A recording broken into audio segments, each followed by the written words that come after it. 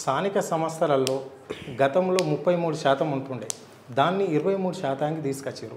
అది గత ప్రభుత్వం కేసీఆరే దీనికి చేసిన కర్త క్రియ అంటున్నారు. అది ఎంతవరకు వాస్తవం? ఎట్లా ఉంటుందంటే అబద్ధం ప్రపంచాన్ని చుట్టొచ్చేంత వరకు సత్యము నిజం గడప దాటదని అంటారు. ఇది కలియుగం, అబద్ధాలే ప్రచారం అవుతాయి. వాస్తవంగా చెప్పాలంటే నాకు కూడా అపోహ ఉండే, చాలామందికి అపోహ ఉన్నది, బీసీలే ఆరోపణలు చేస్తారు, చాలామందికి అపోహ ఉన్నది. వాస్తవంగా ఏం జరిగిందంటే నేను బీసీ సోదరులకి మేధావులకి అందరికీ కూడా నేను ఒకటి విజ్ఞప్తి చేస్తాను. మీరు సరిగ్గా ఒకసారి దీన్ని అర్థం చేసుకుంటే, ఒకసారి బ్యాక్ పోతే చరిత్రలోకి వెళ్తే 2004 నుంచి 2014 వరకు ఈ ఉమ్మడి రాష్ట్రంలో కాంగ్రెస్ పార్టీ అధికారంలో ఉన్నది. కాంగ్రెస్ ప్రభుత్వంలో జానారెడ్డి గారు పంచాయతీరాజ్ మినిస్టర్గా ఉన్నారు.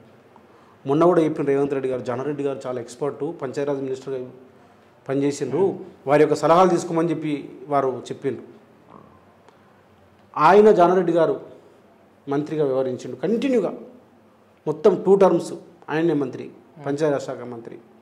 అప్పుడు ఏమైందంటే ఈ 33% గతంలో రిజర్వేషన్స్ ఉండేవి లోకల్ బాడీస్లో. ఇది రాజ్యాంగ సవరణ ద్వారా వచ్చినటువంటి స్థానిక సంస్థలకి గతం నుంచి కూడా ఉన్నాయి. కొంతమంది రాజ్యాంగ వ్యతిరేకులు, ప్రజాస్వామ్య వ్యతిరేకులు,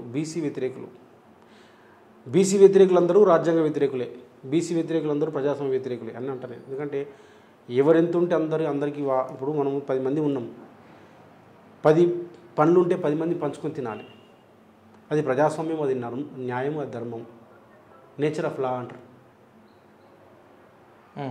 అది ఏదైనా సరే సహజ న్యాయం అంటారు, సహజ న్యాయం అంటారు. ఫలం అనేది అందరికి అందాలి. సింపుల్, ఎవరు చెప్పినా సరే ఏదైనా ఉంటే అందరు కలిసి తినాలనేది లెక్క. దాన్ని సహజ న్యాయం అంటారు. సింపుల్ లెక్క అది, దానికి పెద్దగా గొల్ల లెక్క అంటారు ఊర్లలో మనం. అది ఎవరంటే చెప్తారు. అయితే వీళ్ళు చాలామంది ఏంటంటే బీసీలకు సంబంధించి ఈ 33% రిజర్వేషన్, 50% ఉన్న వాళ్ళకి 33% అంటే తక్కువనే కదా, చాలా తక్కువ కదా. ఆ 33% కూడా ఇవ్వడం వల్ల మేము కావట్లేదని చెప్పేసి ఏం చేశారంటే ఈ బీసీ వ్యతిరేకులు, ప్రజాస్వామ్య వ్యతిరేకులు, రాజ్యాంగ వ్యతిరేకులు, సహజ న్యాయాన్ని కోరుకున్నటువంటి వ్యక్తులు కొందరు ఉంటారు. ఎందుకంటే ఎప్పుడు మేమే అనుభవించాలి, మేమే చేయాలని చెప్పేసి వాళ్ళు ఏం చేశారంటే హైకోర్టుకి వెళ్ళి ఈ 33% బీసీలకు ఇవ్వడం వల్ల లోకల్ బాడీలో ఈ 50% పరిమితి దాటుతున్నది. 50% అనేది లక్ష్మణ రేఖ కాదు. ఇలా నరేంద్ర మోడీ గారు 50% రేఖను దాటేసిండ్రు, లక్ష్మణ రేఖను దాటేసిండ్రు. 10% ఈడబ్ల్యూఎస్ రిజర్వేషన్ ఇస్తుంది కదా, 50% పరిమితి దాటినట్లే కదా, లక్ష్మణ రేఖను దాటినట్లే కదా. పక్క రాష్ట్రంలో అయింది అది. కాబట్టి నేను ఏమంటున్నానంటే నరేంద్ర మోడీ గారు దాన్ని లక్ష్మణ రేఖని గీతని తుడిపేసిండు, 60% తీసుకొచ్చిండు. కాబట్టి ఈ లక్ష్మణ రేఖ దాటుతున్నది, ఈ 50% పరిమితి దాటుతున్నది, ఇది రాజ్యాంగానికి వ్యతిరేకము, ఇది సుప్రీంకోర్టు జడ్జిమెంట్కి వ్యతిరేకం అని చెప్పేసి హైకోర్టులో కేసు వేసారు. స్వప్నారెడ్డి సమయం పేరుంది, జానారెడ్డి టైంలో కాంగ్రెస్ ప్రభుత్వం సమయంలో వేస్తే అప్పుడు రోహిణి గారు జస్టిస్గా ఉన్నారు ఇక్కడ హైకోర్టులో. ఇప్పుడు నరేంద్ర మోడీ గారు బీసీ వర్గీకరణ కోసం, కేటగరైజేషన్ కోసం ఒక నేషనల్ కమిషన్ వేసారు. దానికి జస్టిస్ రోహిణి గారు చైర్మన్గా ఉన్నారు. ఆమె రిపోర్ట్ కూడా ఇచ్చింది. ఆమె మన తెలంగాణలో ఉమ్మడి ఆంధ్రప్రదేశ్లో హైదరాబాద్ మన హైకోర్టులో ఉన్నప్పుడు వీళ్ళు ఆమె దగ్గర కేసు పోతే ఆమె దీన్ని కొట్టేసిన తర్వాత ఏం చేశారంటే వీళ్ళు మళ్ళీ హైకోర్టు ట్రిబ్యునల్కి పోయారు. ఈ ముఠా జానారెడ్డి అండ్ ముఠా అప్పుడు జస్టిస్ మన అడ్వకేట్ జనరల్స్గా ఈ సివి మోహన్ రెడ్డి, ఈ సుదర్శన్ రెడ్డి వాళ్ళు ఉన్నారు. హైకోర్టు ట్రిబ్యునల్కి పోతే వీళ్ళు సరిగా నిష్క్రియాత్మకంగా వ్యవహరించారు. మీరు కేసు వేయండి, మేము సరిగా వాదించాం, బీసీలకు వ్యతిరేకంగా జడ్జిమెంట్ రావాలి, తీర్పు రావాలి. అప్పుడేం చేసింది హైకోర్టు, వీళ్ళు సరిగా వాదించకపోవడం వల్ల జానారెడ్డి గారు కానీ లేదా ఆ రోజు ఉన్నటువంటి అడ్వకేట్ జనరల్స్ కానీ వీళ్ళు హైకోర్టు ట్రిబ్యునల్లో సరిగా వాదించకపోవడం వల్ల హైకోర్టు ట్రిబ్యునల్ ఏం చేస్తుంటే 50% పరిమితి లోబడే మీరు రిజర్వేషన్ తగ్గించుకోవాలి బీసీలకు అని జడ్జిమెంట్ ఇచ్చింది.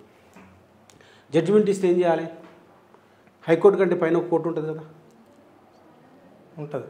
ఏ కోర్టు? సుప్రీంకోర్టు ఉంటుంది. సుప్రీంకోర్టు ఉంటుంది కదా. ఎవరినైనా చెప్తారు ఊర్లో కొట్టాడితే కూడా చెప్తారు నేను సుప్రీంకోర్టు దాకా పోతారు అబ్బాయికి నేను కొట్టాడుతా అంటారు. అవును. మరి సుప్రీంకోర్టుకు పోవాలన్న సోయి వీళ్ళకి లేదా జానారెడ్డికి? ఊర్లాగా గొర్రెలు కాసుకుంటే ఆయన చెప్తాడు, ఇంకా వ్యవసాయం చేసే రైతు చెప్తాడు, ఏమైనా ఊర్లో పంచాయతీ వాళ్ళు చెప్తాడు నేను కొట్టాడతారా 7 గంటల ఆడదాకా పోతా, నేను ఢిల్లీ పోతా సుప్రీంకోర్టు దాకా పోతా అంటాడు. పెద్ద రాజ్యాంగం గురించి తెలియదు, న్యాయకోవిధులు కాదు వాళ్ళు.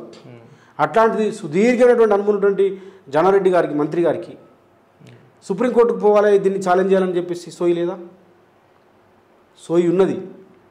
బీసీలకు రావద్దు, బీసీలకు ఈ 33% రావద్దు, తగ్గాలి అనే కోణంతో సుప్రీంకోర్టులో ఛాలెంజ్ చేయాలి ఈ జడ్జిమెంట్ని. హైకోర్టులో వచ్చినటువంటి జడ్జిమెంట్ని బీసీలకు వ్యతిరేకంగా ఈ 33% నుంచి తగ్గించాలి అనే జడ్జిమెంట్ని సుప్రీంకోర్టులో ఛాలెంజ్ చేయలే. చివరికి అధికారం మారింది, ముఖ్యమంత్రి కేసీఆర్ గారు అయ్యిండ్రు. మరి కేసీఆర్ గారు నిజంగా బీసీల పట్ల వ్యతిరేకంగా అయితే 33% మరి ఫస్ట్ టర్మ్లోనే ఇవ్వాలి కదా, తగ్గేలా 22కు తగ్గి 23కు తగ్గియాలి కదా. ఫస్ట్ టర్మ్ ఎలక్షన్స్ జరిగి లోకల్ బాడీస్లో 33 ఉన్నాయి కదా. 2014 జరిగినప్పుడు ఎలక్షన్ జరిగినప్పుడు 14-15 జరిగిన ఎలక్షన్స్ అప్పుడు వారు దాన్ని అమలు పరచాలి కదా, అమలు పరచలే. అప్పుడు వారు సుప్రీంకోర్టులో మళ్ళీ వాళ్ళు కేసు వేసారు, ప్రభుత్వం తరపున వేసారు. జానారెడ్డి గారు వేయకపోతే కేసీఆర్ గారు సుప్రీంకోర్టులో మళ్ళీ ప్రభుత్వం తరపున గట్టిగా వాదించారు, మాకు 33% ఉండాల్సిందే అని చెప్పేసి బీసీలకు. కానీ సుప్రీంకోర్టు ఏం చేసిందంటే దురదృష్టవశాత్తు హైకోర్టు ఇచ్చినటువంటి జడ్జిమెంట్ను వాళ్ళు పరిగణలోకి తీసుకుని వాళ్ళు కూడా అదే జడ్జిమెంట్ ధృవీకరించారు, దాన్ని మేము అమలుపరచాలి అని చెప్పారు. చెప్పినప్పుడు ఈయన ఏం చేయాలి మరి? అంటే బీసీలకు అన్యాయం చేసింది మొత్తం ఓవరాల్గా కాంగ్రెస్ పార్టీ అని చెప్తున్నారు. జానారెడ్డి గారు Congress party and co, Janareddy గారు అండ్ కో, ఆ team Janareddy and co, Janareddy and ముఠా ఆ రోజు హైకోర్టులో సరిగా వాదించకపోవడం వల్ల, సుప్రీంకోర్టులో దాన్ని ఛాలెంజ్ చేయకపోవడం వల్ల న్యాయవాదులు, అడ్వకేట్ జనరల్స్, మంత్రి ఏదైతే మా పైన మా రిజర్వేషన్స్ కొట్టేయాలని తగ్గించాలని చెప్పేసినటువంటి మా వ్యతిరేకులు కుమ్మక్కై కావడం వల్ల, ఒక ముఠాగా ఏర్పడడం వల్ల బీసీలకు స్థానిక సంస్థల్లో 33% నుంచి 23%కి పడిపోయినాయి. ఇవాళ రేవంత్ రెడ్డి గారు ఎంత దురదృష్టం అంటే, ఏ జానారెడ్డి అయితే మా గొంతు కోసిండో, ఏ జానారెడ్డి అండ్ కో ముఠా మాకు బీసీలకు స్థానిక సంస్థల్లో ఇవాళ 33 నుంచి 23% పడిపోవడానికి కారణమైనటువంటి జానారెడ్డి సలహా తీసుకోమంటాడు. మీరంతా చూసారు. అరుణ్ గారు మొన్ననే 15 రోజుల క్రితం రివ్యూ పెట్టారు సచివాలయంలో, జూన్ 15వ తారీఖు నాడు పెట్టిండ్రు ఈ సెక్రటేరియట్లో స్థానిక సంస్థలకు సంబంధించి.